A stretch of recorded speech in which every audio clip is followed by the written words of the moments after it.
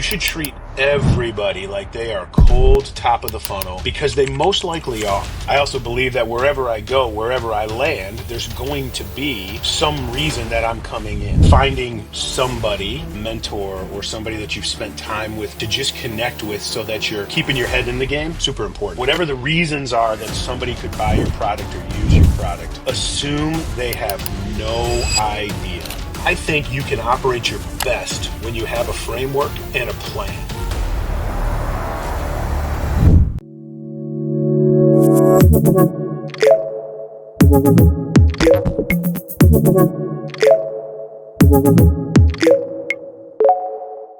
All right. Hey, welcome to the Future of Selling podcast. We so appreciate you being here today. The Future of Selling podcast, right? This is where we dive into challenges, trends, innovations, anything impacting the future of sales or the sales landscape. I'm your host, Rick Smith. I'm so glad that you joined us today.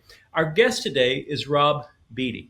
So Rob is a seasoned sales leader who most recently led sales acceleration at a company called ModMed. And this was, and he was there for a little over 4 years. And this was after nearly 15 years rising through the leadership roles at Thomson Reuters. So where he actually managed teams of over 200 people. So Rob was also recognized as AAISP Executive of the Year a few years ago, and he served on their advisory board as well. He's also known for his signature framework, the 5 daily goals, and we're actually absolutely going to jump into that today. He's a frequent speaker and content creator, so really interested to kind of dive into some of the things he's thinking about, his thought leadership. And what really sets him apart is his emphasis on empathy and discipline and the daily rituals that you need to have over just kind of flashy tactics of it as a professional salesperson. So I'm completely ready to dive in, kind of learn more about Rob, what he's doing, what he's thinking about, and these 5 daily goals. So Rob, hey, welcome to the podcast, man. Thanks for being here today. Thanks for having me. I really appreciate it. Excited to be here today. Yeah, absolutely. We're going to have a great conversation. Before we jump in, though, to a couple of topics, I always like to start with a few kind of fun facts and just things that we, as we're doing research and learning a little bit more about you, and just a couple of things that we find in that process, and also just a way to kind of, make you a little more human to the audience, right? Not just some guy who knows a bunch of stuff, but like your regular person as well. Right. So, fun fact number 1. During COVID, you set up your home office in your basement, and somehow it became known as the bunker of love. So I'd love Correct. What is that about? Tell us the 30-second story on that. So there was, I'm somebody who tries to have fun. I try to make people kind of snicker sometimes. I like to bring a little bit of a sense of humor. There used to be a TV show called Mystery Science Theater 3000. It was back in the 90s. It was a guy and 2 puppets, and they would watch bad old movies and they would talk through it. Right. And they were stationed in something they called the satellite of love. Okay. And so when COVID started, when we thought this remote thing was going to be just literally a couple of days or a week, I remember thinking, well, we'll get through spring break here and then everybody will be back at school and everything's going to be back to regular. I purposefully designed my space to look like like it was just temporary, like I was just kind of hiding out somewhere. Yeah. And it was trying to send a message to my team at the time of, hey, don't worry, this isn't going to last very long. We're in a temporary spot. Yeah. And what I found is as we evolved and kept going, I just kind of kept the moniker of the bunker of love, but made it look a little more professional. I'm actually sitting in it right now. And so it looks like I'm in a real office with all this stuff. But if I was to turn the camera around, you'd be like, wow, there's a swing set and a basketball hoop. That's awesome. All right. Well, I love it. I saw it and I'm like, I kind of got to know more about well, that. somebody was once said, you say the dungeon of love? I'm like, no, that's over there. But I was like, no, it's not. Very different different concept. Got it. All right. I like that. Okay. Other fun facts. You're a mini Yeti cocktail glass collector, and you've got one of ours from Conquer, which is, where I'm the chief customer. Oh, yeah. Sponsor of our podcast. I love that. So, and that, man, once people get their hands on that Yeti, they never let it go. So no, it's a good one. Yeah. Really good cup. And then the last thing is, I thought this was funny because if this is accurate, then I'm worse than you.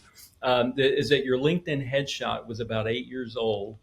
Because you haven't updated because you kind of like the look of that picture, right? It makes you look young. Correct. And I'm like, and when I saw that, I started laughing because I'm thinking, okay, my headshot is probably like 15 years old. I So bet mine's pretty close too.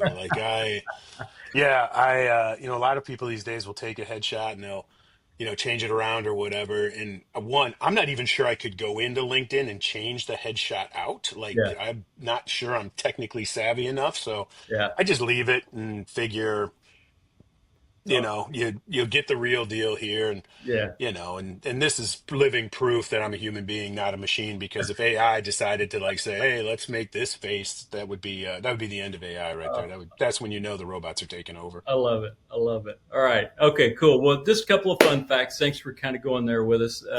So let's kind of jump into it. Really wanted to talk about kind of, how, I mean, today, if I had to put a theme on it, right? The theme of it for me anyway was how small and intentional habits and empathy driven leadership, how does that shape selling and certainly shape the future of selling? So, but as we go there, I wanted to check in on this. So I wanted to find out kind of what you're doing now, because I know you just recently left your role at ModMed, and you're referring to this time as free agent mindset. So tell me a little bit about what that means and where you think you're headed. Yeah. Well, thanks. I call it either my free agency period or sabbatical. Like, I can't decide exactly what that means, right? But Yeah. I'm in that sort of nascent part of my career. I've been in this game for a very long time. I was joking with somebody the other day. I've had a job since I was 13 years old, and that was a Wow. very long time ago. Yeah. And that job was paper delivery, right? Newspaper delivery boy. So I used to tell young people, oh yeah, I delivered the internet door to door. Yeah.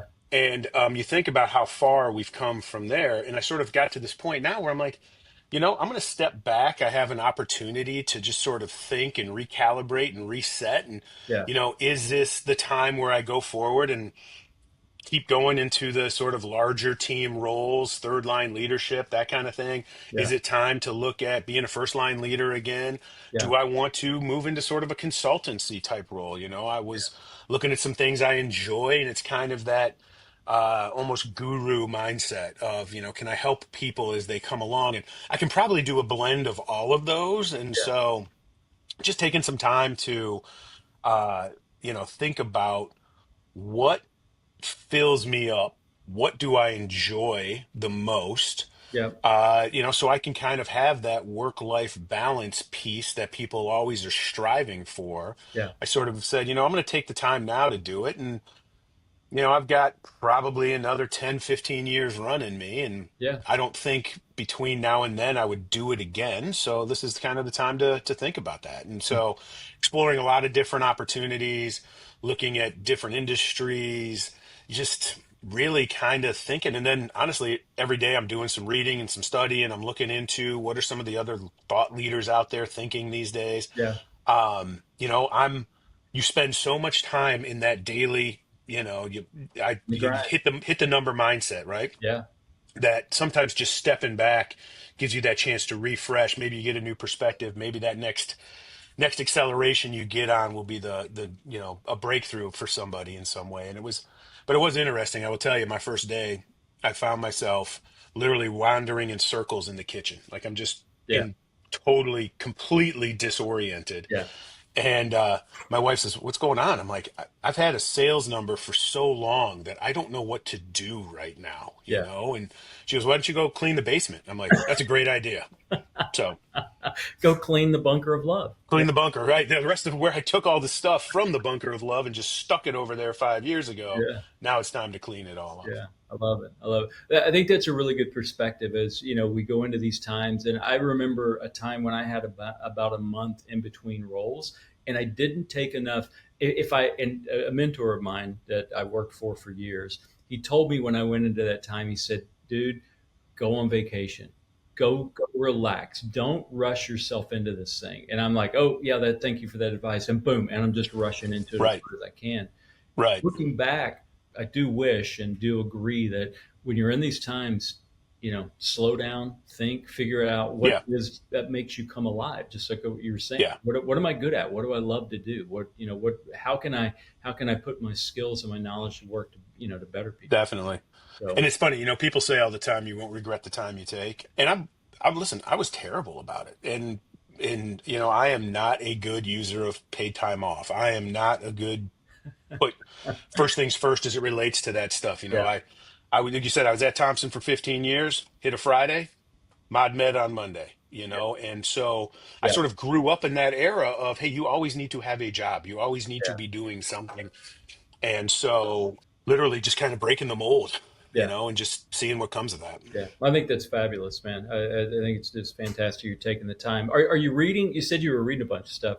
Anything particular that stands out to you that you'd say, man, Yeah, here's a great I've read been, everybody needs. I sort of been hitting stuff online, spending obviously a little bit more time on LinkedIn than I was doing when I was, working because I wasn't really what I thought to do. So Yeah. just picking up different pieces, different blogs as those Okay. go. I'm actually going back to some of the books that were defining books of my career, like Cracking the Sales Management Code by Jason Jordan is one that was hugely influential for me.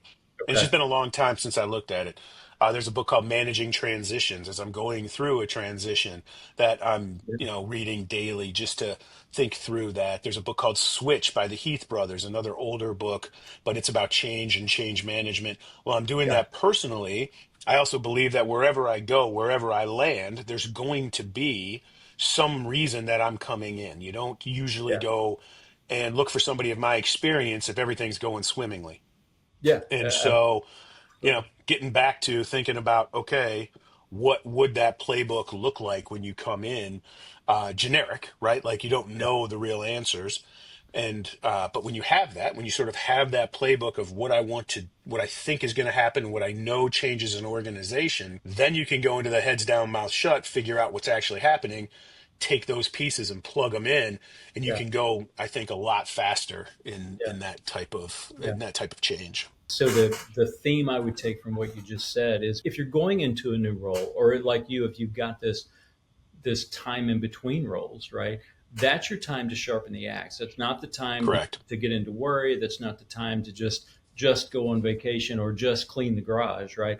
Right. That's really time to start sharpening the axe day by day, so that when you go into your new role, you're ready to roll and you kind of developed a good perspective. Yeah. So I think Yeah. that's incredible. Um, Yeah. And I'm look, I'm super lucky. yeah, My wife is a business coach and executive coach and HR and yeah, all that stuff. So I have the opportunity on a daily basis to connect with somebody who understands that side of it and is, doing a lot of that work so I can hear her stories and her yeah, experiences and think about how that would apply to myself. yeah. So it's Gotcha. finding somebody, if that's not somebody you live with, somebody like you said, a mentor or somebody that you've spent time with before to just connect with so that you're, keeping your head in the game. Super, super important, I think, as well. Yeah, yeah. Well, let me dig down into a little bit of your experience, and because this is probably a really good time for this question. So you Thomson Reuters, right? To ModMed. I think if I read everything right, that's probably about a 20-year experience just between those two. Yeah. You've led sales teams of all sizes, right? Big, small, all these things. So and you've seen shifts in the way the business works. So Yeah. how do you think sales organizations need to operate today compared to maybe 10 years ago, even 15 years ago? I mean, what's Yeah. changed from your perspective? Well, it's fascinating because obviously the influx of various tools, and today that tool, primarily one, is AI, Yeah, has a real impact on how somebody goes about the daily job. And so understanding that piece of it, I think, is critical for sales leaders. You know, do you need technology? How would you use technology? And is it having an impact on your people? yeah, Is the way that I would think about that, because that's been the biggest change. Um, there's one thing that hasn't changed, which is hustle wins. yeah, I will always say those who work harder tend to have more success, right? Like yeah, that's just a fact of life. And so 20 years ago, when I was first getting into Thomson Reuters, even prior to that, there was a company I worked at called New Horizons Computer Learning Centers. And my first day there, they were arguing if salespeople should get email or not, right? Like, is that something we would ever use? And you then saw, I know it's crazy, right? You then see this digital shift, and everybody's trying to figure out still, I think, how do you digitally interact with people? How do we shorten that sales cycle? How do you capture intent? Yeah. And what's interesting to me is one of the things that I've been thinking about is how little digital intent is actually somebody showing up to buy. They are, in my mind, not much different. You know, the old inbound, outbound argument of a lead, like an outbound lead is more cold than an inbound lead. Yeah. I don't think they're that different in today's world because so many things capture the digital footprint as you go through.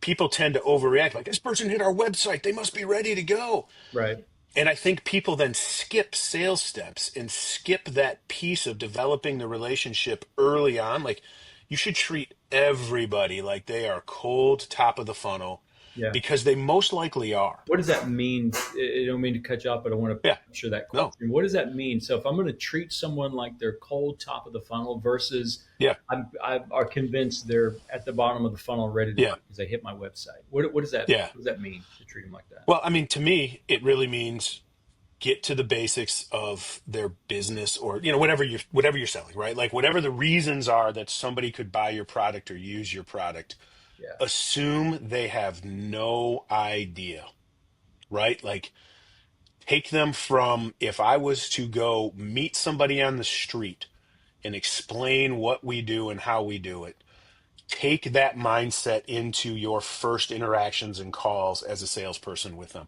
One, it's going to give you a much stronger foundation when the time for negotiation comes, because that time's eventually going to come, right? Nobody spends what they initially think they're going to spend, you as a salesperson think they're going to spend anymore. Right. So you've got to have that basis of, okay, if, you know, my product is something that changes the way that you interact with your clients, have that conversation. Don't assume that they actually know. And what I see from a lot of people is, if I get a digital thing, I'm assuming they know something, right? Like, I don't know how many companies run webinars as an Yeah. example. Yeah. People will sign up for webinars and people are like, oh my God, they're so excited, they're going to buy our stuff. And I'm like, that's just a guy signing up for a webinar. And, you know, your question isn't, are you ready to buy? It's, hey, I saw you signed up for this webinar. Can I ask, what were you curious about? Yeah. Yeah. You know, what took you took the time to schedule that, or to even sign up for it? What was it that you were interested in? Yeah. Because it's not your product. It's probably something about a problem that your product could solve. And that's what they're actually out there looking for. Yeah. You know, most people have issues and problems at their business, but they have no idea how to solve them. Yeah. And as a salesperson, oftentimes we know our product solves that problem. And so we skip the piece of teaching that buyer or teaching that prospect why and how we do it. No, I think that's great. And as you were kind of going through that, you know, I was thinking about how that approach kind of flies in the face of what I've heard some other people say, in that, well, hey, buyers today are so educated on your product, right? They know exactly, you know, because they're doing 60% of the research before they ever talk to you. And that could be true in some cases. But I think what you're saying is that's probably not a great assumption. And if it is your assumption, you need to truth check that and make sure. Otherwise, you're not going to figure out what the problem is, right? You're just going to pitch them the product and how it clicks here and goes there, and you know, and you're not going to get it. So, okay, that's the fastest way to put yourself into a bake-off with a competitor for somebody's business. And also, most likely, especially in a technology world, they have something you have to replace, right? They have something today. And that comfort level that they have with that, you know, you better have something really interesting. You know, I use the example of, I have a house. I have a great house. I have a house big enough with a basement that I can have an office in it, right? Like, it's a great house. It's good schools, all of these things. Yeah. If somebody was to call me up today and say, hey, would you like to look at a different house? I'd be like, no. And I also don't wake up in the morning and say, you know what I need? A new house. You know, but if somebody came to me and be like, hey, have you ever thought about living on a lake? Yeah. I'd be like, hmm, and if anybody ever was to look at houses I look at, when I'm thinking about it, I think about living on a lake, Right. and so that process of discovery and understanding is going to make me far more likely to make a big decision on something that would replace something I have today Yeah. that I'm super comfortable in. Gotcha. Gotcha. Yeah. All right. That makes sense. And so, and if a realtor's listening, by the way, Yeah, find a place on the lake and talk to Rob. on a nice lake house. Yeah, I'm sitting around right now, Just, and just saying, just now's the saying. time. So cool. Well, kind of related to what you're talking about, right? You've been described as the empathy guy in sales leadership. So, what does it actually look like in daily sales management? And when Yeah, and as a leader, I mean, maybe we talk about the leaders and we talk about the sellers themselves. But where do most leaders miss the mark on this idea of empathy and how to yeah. execute that? I think one of the things that I see that people focus on, where you lose it, is when people focus on outcomes, not process, Okay. right? And so, as a sales leader, as a leader, it doesn't matter if it's sales or not. Having a process by which people approach, that's the actual piece to spend your time on in the coaching. I see too many people as leaders come and be like, "Oh, Rick, you're at, 70% of goal. I need you to be at 90% of goal. Good luck." Right. And I'm always like, back it up to the process. What is it that they're doing or not doing? Because I always have enjoyed the sport of football, as you can probably guess by my shirt today. Yeah. Bill Walsh had a great book called The Score Takes Care of Itself. He was a coach of the 49ers, super successful. Yeah. I'm not a fan of the 49ers, but I liked his book.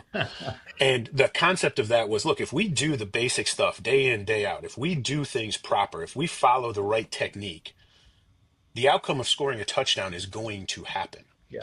And it's the same mindset that I think you have to bring to your daily leadership and coaching and all of that stuff with your sales reps. Like, Yeah. understand, what are they doing? And that's the piece where you've got to get in the trenches with them. You have to listen to those phone calls. You have to look at their emails. You have to see their interactions. Like, that stuff is where you really will uncover what are they doing and how are they doing it. Yeah. You also, as a leader, have to give them a process that is something that, for your sanity, that you want everybody doing the same types of stuff so that you've got, the ability to coach within a model Yeah. as opposed to coach the individuals. And I know it sounds almost like I'm saying two different things, but if I give you a model, you as an individual can perform to your highest level. Yeah. And I think that's one of the goals that leaders have to have. Yeah, I've got a kind of a leadership framework thing I work on and work to adopt as well. But that's what one of the things, right? Is as a leader, it's up to you to define the standards, whatever the playbook is. And in sales, Yeah, it's the sales process, right? I mean, that's one of your responsibilities. And oh, by the way, now that you've defined that process, you're not just walking away to your point and saying, "Hey, you're at 70, you need to hit 90%." Instead, it's right. about, okay, now how do I actually hold you accountable to that process? How do I coach you to that process? And how do you get better? Because if I'm your sales rep, Rob, that's what I want. I want you to help me. Correct. I'm not just looking at you Right. to bark at me. I'm looking at you to, Right. yeah, lay out the process, and then but then also coach me into it. Help me see Yeah. where I'm falling short, and help me see what Yeah. I'm doing well, and then help me achieve Yeah. results. So One of the best visuals I ever had from somebody it was a sales rep I worked with, man, 25 years ago. It was a long time ago. yeah, His name was Alan Finley, great dude. And Alan and I were talking, and he says to me, I can't even remember if I was even a sales manager at this time.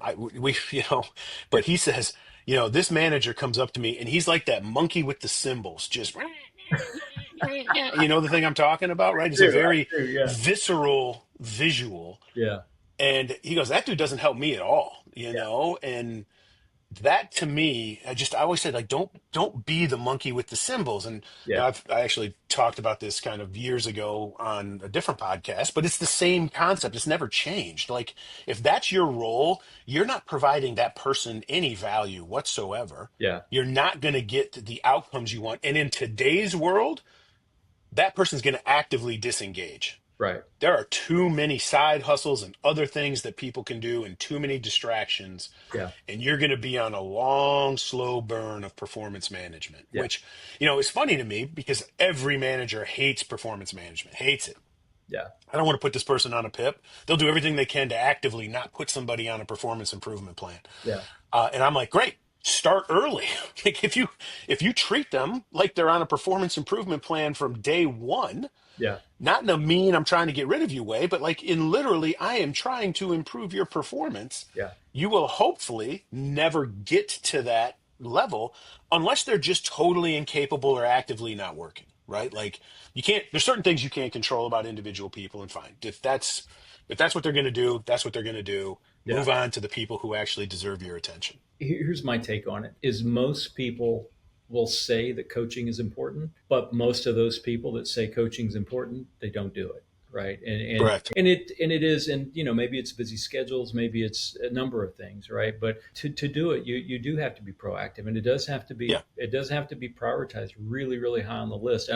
So I love what you're saying, that get the process in there first and then actually do the observations, right? And with AI, that's even easier to do. As a matter of fact, at Conquer, we have a tool called AI Insights that records the call like many AI tools do. Right. But it also compares that call to a benchmark of what a high performance looks like, and actually provides coach on these items, right? Based on Right. what you put in there. So it should be easier. So whether it's us or somebody else they use, it should be easier now to coach than really kind of ever Yeah. before, if people will take advantage of it. Totally. And I think, one of the things I would give the people, the listeners here is I have a simple coaching framework. It's the same thing I use for role plays, for anything, which is when we are done with an activity and I want to provide some insights in coaching, Yep. the first thing I should do is ask you, what do you think you did well? Okay. Like that question does two things. One, it gets you some buy-in to the process immediately because it puts people in a positive mindset. Yep. It lets you know if they're self-aware, and it stops me from giving you 50 things that you could do better, right? Because I've been on enough calls that there's usually 10 to 15 things, where I'm like, oh my, you should have done this, and this. Right. And you can imagine that's getting into my monkey with the cymbals noise levels there. Like it's intentional. I want to help you with Yeah. all this stuff, Yep. but no person can consume all of that at once. So you'll say, hey, Rick, what's one thing you thought you did well? I thought I did this well. Yeah, I totally agree. What's one thing you thought you could do better? Yeah. Oh, I think I could do this better. If that's something that you as a coach agree with, awesome, great. Go do it again. Let's see how you do it next time. If it's something that's on the list, but there was something that you thought was more important, be like, yeah, you know what? I thought that was a good one. That's a great observation. But I also saw this thing. What do you think about that? Cool. Go try those two things. And that's it. Like, don't try to overwhelm somebody with all the stuff that they can do. You don't have to show them how smart you are. Yeah. Yeah. Most people know the mistakes they make. Right. They're just hoping you don't call them out. Right. And so if you can get them to think about it, and again, it's kind of that empathy leadership we were talking about, is you're more likely to do something and get better if you believe you should versus me telling you you should. Yeah. Right? Like that's just nature of the beast. And so, I always say you get a lot further with a good idea in a t-shirt than you do with just a good idea. And when it's your idea or the thing that you want to improve, you are far more likely to improve it. What do you think about? So one, I love the steps, right? Hey, ask Rob, what do you think you did well in that call or that Yep. conversation, right? Get them to verbalize that and think about that, right? Analyze it. What's one thing you thought you could have done better? Still, great question. And then maybe if what they say is not at the top of your list, then here's Right. one more thing to consider, and then don't overwhelm them. Correct. What about the principle of immediacy? So if you've been on a call, is it okay if I come back 3 days later and have that conversation, or 5 days later, or is it like, no, paramount importance, have it ASAP right now if you can, Yeah. right? Yeah. Yeah. I mean, I kind of, grew up around sports, playing sports. I think a lot in terms of sports. Yeah, That immediacy of the instant where it happens is super important. yeah, And so do that. Then your one-on-one is more where it's not live after you've just done a bunch of calls. yeah, When you have that with an individual contributor, that's more broad topic teaching type moments, right? Like I think of that in terms of sports as film study, yeah, right? The immediacy is we're in the game, we're playing right now. Hey, this is something you should do. This guy's, you've got this guy's on his heels. If you attack this way, this will happen positive in sales terms. It's like, hey, look, this prospect was giving you some opportunities there. Yeah. You didn't dive in. What were you thinking? That's boom. Right now, go do it. Okay. Your one-on-one is much more, okay, now let's talk about in the big, observations. I saw a couple of different behaviors. Which one do you think is most important? Which ones are you working on, and how are you working on it? Like Yeah. my one-on-one with my managers always started with, hey, what's on your mind today? Yeah. What is it that you want to talk about? And I will tell you, 9 times out of 10, the things that I want to address, they bring up first. Yeah. And it's no longer me coming at them saying, you got to get better at this. They're telling me, hey, I want to get better at this. And they're now seeking my help and guidance Yeah.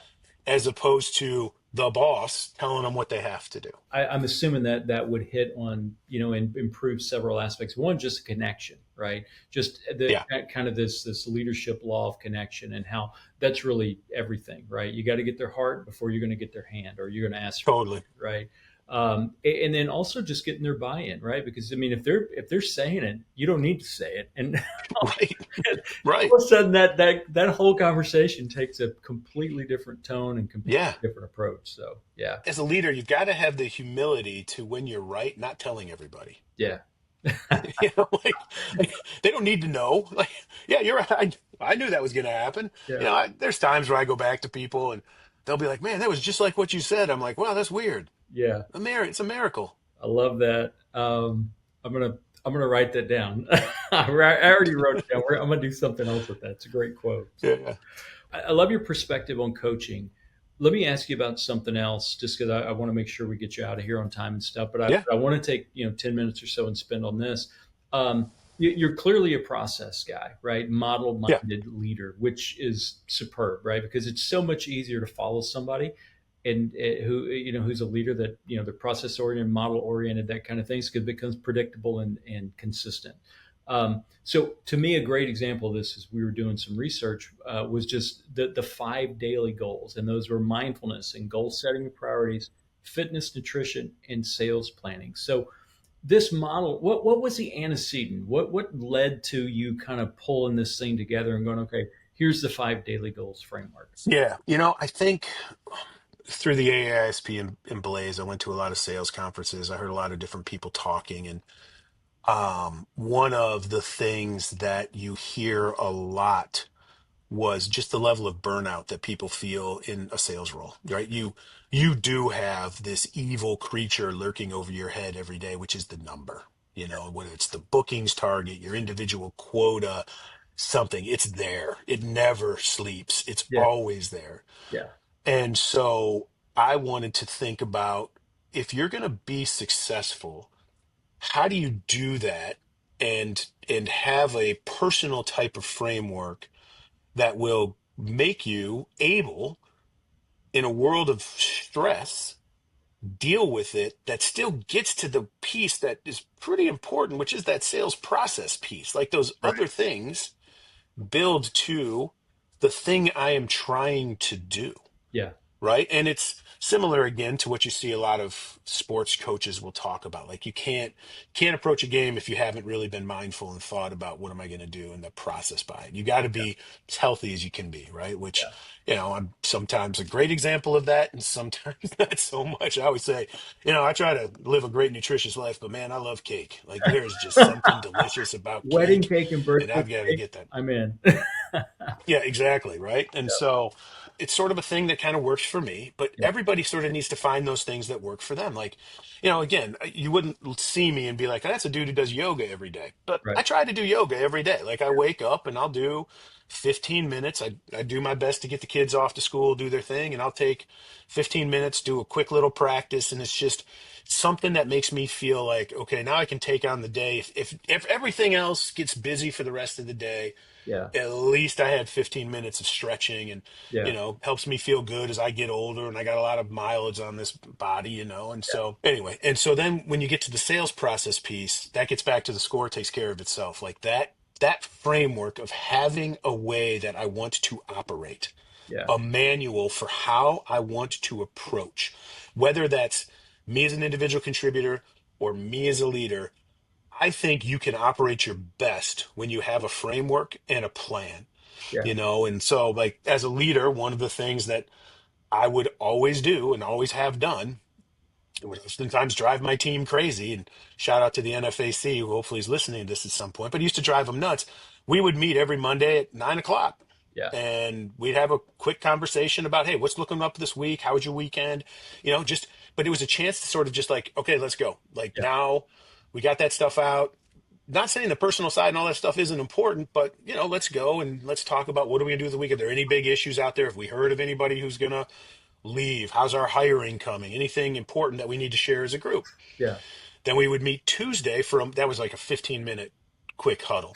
Yeah. Tuesday, we'd meet for an hour, and that's where we'd really dive into what's working, how's your team. We'd have a report out by team. We'd go through some of the numbers. If we wanted to have somebody who needed to address our team with something, we'd bring them into that meeting to respect the rest of the day, right? Like, if we can have this hour set aside, that's Yeah. maybe going to save 5 other meetings throughout the week. Then I'd have a one-on-one with all of them Yeah. Wednesday, Thursday. And then Friday, we'd get together again and we'd really focus honestly on recruiting in that particular meeting. But again, that was because that was super important to us. Like we were Yeah. trying to get the best talent we could possibly get. Yeah. And we wanted to talk about performance, recruiting. Do we have a good pipeline of candidates? But that framework, and then I'd meet with the entire team every Tuesday at 11:30. Okay. And but that cadence gave people consistency. They knew what to expect. And you always knew there was going to be a chance to capture an issue with the whole group or with me individually, because Right. it was built in, right? So you could take solace in the fact that from a process standpoint, if something isn't working, there's a time coming that I can ask a question if I need to, Yeah. right? And we use Slack and we use something, everybody uses those type of tools these days. And Yeah. those are okay, Yeah. but I still don't think that's quite the same of, hey, everybody, let's get together and talk about these this 5-minute issue that Yeah. we all need some insights on and we can help. And I think that helps build a stronger team. And again, gives people the existence in that process, that sort of Yeah. discipline of process to cadence Yeah. to be their best. Yeah, I like that. I like the way you're setting that up. And I guess I like it because it sounds similar to kind of how I approach the world, right? I mean, you've got, I don't want my day filled with tons of meetings because there's work to get done. I don't want other people's days to be filled with meetings. There's work to Right. get done. However, there are foundational things that you do every week, right? Correct. The consistency builds, right? The trust builds in the process, right? So I'm a chief customer officer, so every week I've actually got 2 hours set aside where we review clients every week, Yep. and it's the same process and I had somebody new on the team a while back, and I said, look, I know that it feels redundant, but I'm telling you, this works, right? Because Exactly. that's where you pull out the issues. That's where you pull out the highlights. That's where you pull out that, oh my gosh, a little bit of a yellow flag or an orange flag or a red flag. We've got to solve this. But Right. so I love that. I love that. And what's powerful about that, back to our original, honestly, one of the first things we talked about, which is being bad about taking time away or not. When you have that consistency, if you're doing it weekly, suddenly if you miss a week, it's no big deal, Yeah. right? But when you have stuff that's monthly or catch as catch can, or, we're going to meet every 2 weeks or one, as soon as you miss one, suddenly you miss two. Now it's been a month and now there's a problem, Yeah. I agree. like so much of what we do with customers and prospects is really maintenance work, Yeah. and that piece of what you're doing, I think, is awesome. Like that weekly customer review, man, you'll be on top of the issues. You'll understand what's going on. And strangely enough, you'll capture themes that are going on that you wouldn't have thought about if you were just looking at each customer individually. Yeah. Yeah. Completely agree. It's the most important meeting I have all week. Of Yeah. everything I do. It's just having that meeting. Wanted to ask you, kind of as we kind of think about these daily goals, and I know we're getting late on time, so I don't want to take too much of your time, but kind of talk. Hey, I'm on sabbatical, man. I could be here all day. That's true. That's true. Well, I may have to go at some point then. Right. Exactly. Yeah. But mindfulness, you talked about that a little bit. That was kind of the first piece Yeah. of this thing. And that sounds like that's a kind of, you do yoga every morning. So that's how you kind Yeah. of approach the mindfulness piece of it. What about the goal setting and priorities? One of the things I read was that you ask your teams to choose three outcomes, not three tasks to complete for the Right. day. Why distinguish that? I think I know why, but I'd rather hear it from you. Yeah. I mean, it kind of goes back to Cracking the Sales Management Code, a book I talked about earlier, but it's the same idea of, hey, look, at the end of the day, outcomes are what we're responsible for, Yeah, and so again, how you go about that, I want to process, I want to be able to count on that. But if you're somebody that needs to make 40 phone calls to be successful, yeah, and I'm somebody that needs to make 70 phone calls to be successful, the successful is what important. It's not the numbers leading into it. The numbers leading into it can be leading indicators. Those are coaching points. yeah, Those are things you want to look at. Those are important, but those outcomes at the end of the day, that's how you know if it was a good day or not, yeah, And so um you can I have seen enough people hide in the effort to feel good that are then failing on the outcomes, yeah, that I still want them thinking about the outcomes. And I know I said earlier, the score takes care of itself. It does.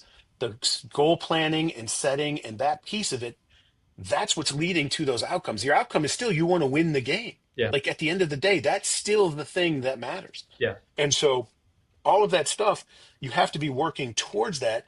And I think you can work backwards from outcomes to the process, Okay. which lets you know what do I have to do and where then I can find that coaching and that input to the people's success. Yeah, the framework is great, and just thinking about your morning routine and stuff like that. My morning routine literally takes me about 2.5 hours. To get done, to kind of like what you're saying. How do I best prepare myself?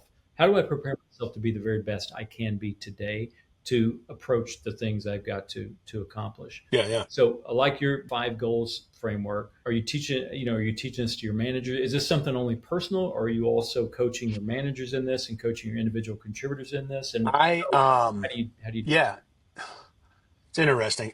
I don't wave it around a lot. that? Okay, Like I don't sit there and say, you guys should do the same thing. right. But I do, through conversations with the individuals, ask them sort of about those things. Like, hey, if I see that somebody, it goes back to that empathy piece. Yeah, If I have a manager that's like, hey, I got to do something for my kid, I'm like, awesome, go do it. yeah, Because I know if I was to say no, or they were going to feel like they couldn't, where's their mind going to be the whole day? yeah, Right. And so I try to get them to think in terms of something similar of, okay, how do I balance and how do I make sure? Because, that work-life balance that people talk about, when you're in sales, especially, it's imbalanced. It's always imbalanced. yeah, The sales number, like I said, is always there.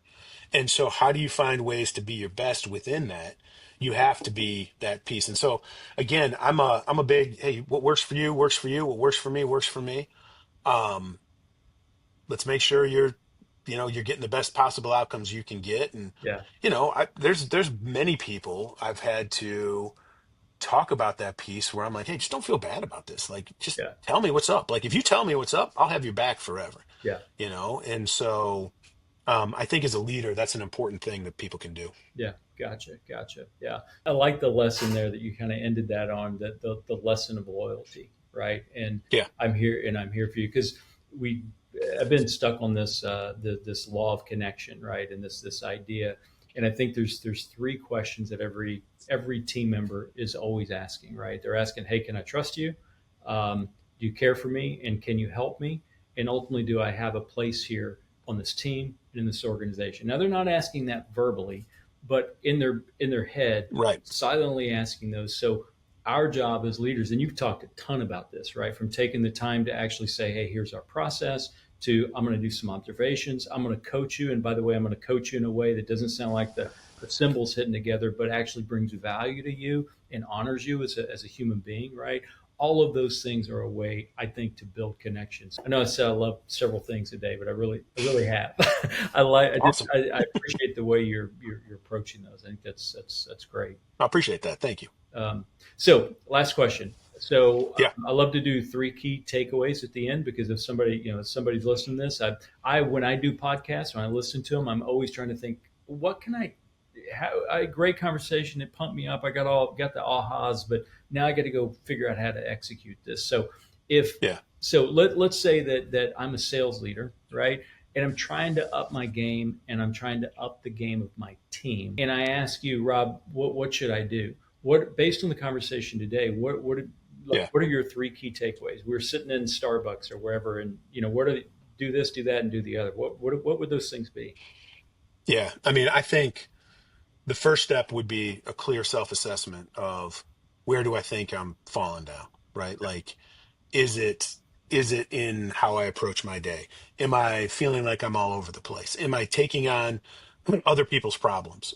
So I'm not getting the chance to coach. So I would self-examine as best as possible and as honestly as possible. Like I'm not somebody that's going to ask you like if you're working an 8 hour plus day.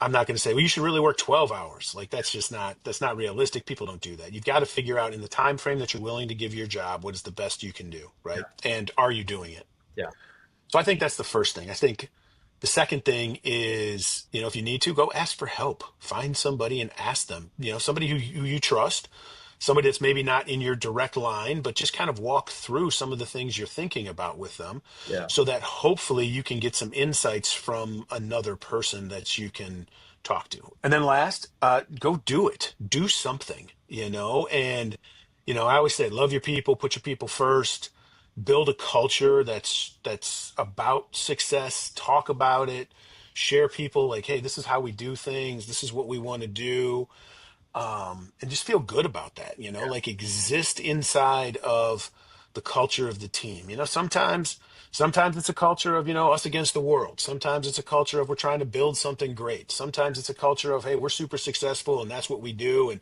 I used to have up on my wall at Thomson, I think it's Singapore Airlines, high expectations of the price we pay for excellence. yeah, And I tell my team that all the time. I'm like, hey, you want to be good, man. I have high expectations. This is a high expectation organization. yeah, If you want low expectations, no problem. There's other places you can go. yeah, But if you want to be here, our expectations are high. Are you cool with that? yeah, And people would always be like, oh, yeah, absolutely. Because everybody wants to have the highest expectations. I'm like, great.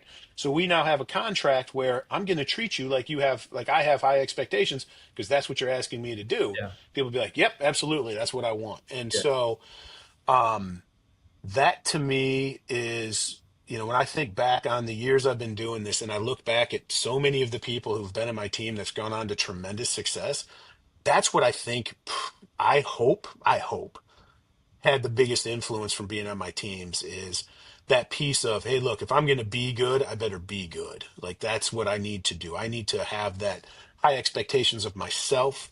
I need to have a process by which I go about it. And whether I know it or not, like I just want it built into their DNA of, I do this, let's go. So anyway, I hope that answers the yeah. question of some takeaways. I think it's Repeat that phrase you said though just a second ago. You said, did you say if I want them to be good, I've got to be good, or how did you say that? well, true, yes. Okay, If I want them to be good, I got to be good too. okay, But I want people on my team to feel like, hey, I know that if I want to be good, I have to be good. okay, Right? Like yeah, nobody's going to give it to me. Nobody's going to hand me anything. Like there's going to be, especially in sales, but I mean, I really think it's in any work. yeah, Like the hardest workers tend to have the most success. Like it's not rocket science. yeah, It's relatively simple. But if you're the hardest worker with good skill development and trying to get better every day, yeah, suddenly, man, you're a rocket ship. You can yeah, take off. yeah, And that to me is the thing that I think people need to think about. And there is an intentionality as a leader of how you do that. And again, I think I said it earlier, you get a lot further with a good idea and a t-shirt than just a good idea. yeah, I want people bought in. I want people to believe in it, like yeah, I'm a big believer in, you create a culture and you're very intentional about how you create that culture. And people throw that word around a lot, but I'm like, I want people when they identify, they know what that means. Like yeah, when I said, when they think about, oh, I was part of that team, this is what it meant to be on that team at yeah. that time. Yeah, yeah. So three key takeaways, really four. One, if I'm that new leader, then or trying to up my game as a leader, clear self assessment. What am I doing well? What do I need to improve on? Go ask for help, man. I can think about the companies I've been in. where I had that guy or that gal that I could go in, close the door, Yep. get on the whiteboard and go, so here's what I'm thinking. What do you think? And I could actually open myself up for that critique or criticism Exactly. because I trusted them, and how powerful that just how powerful that relationship is. And then I like that you said go do something, right? Keep your people Yeah. first, right? Build a culture of success, make sure they're bought in, but go do something. And I kind of liken that to this idea of don't wait for perfection, right? Correct. Just get going. Perfect along the Yeah. way, right? Improve along the way. But man, you just at some point you have to stop thinking about it, get going with it. So Yeah. There's a guy I worked with before. His name's Rick Tresker. He's a great dude.